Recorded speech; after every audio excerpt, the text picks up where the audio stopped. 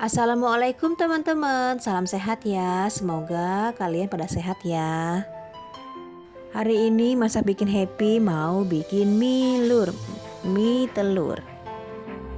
Ide ini bisa juga untuk jualan ya guys. Kalau dijual ini harganya 1.500-an ya guys. Yuk intip cara buatnya.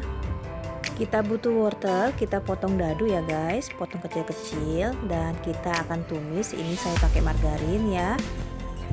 Setelah itu kita masukkan wortel yang sudah kita cuci dan kita potong dadu. Lalu kita akan kasih air.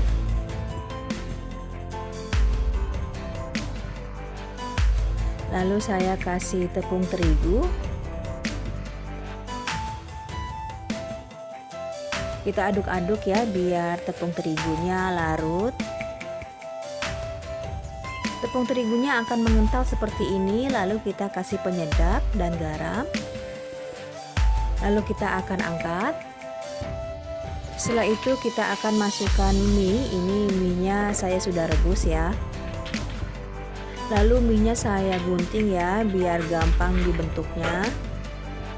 Lalu saya bentuk seperti ini ya guys. Dan saya masukkan telur puyuh di dalamnya. Setelah itu kita akan baluri dengan tepung roti. Kita akan goreng. Mau ingetin yang belum subscribe bisa di subscribe, dan yang suka boleh di like and share. Kita akan goreng. Setelah warnanya kecoklatan, kita akan angkat.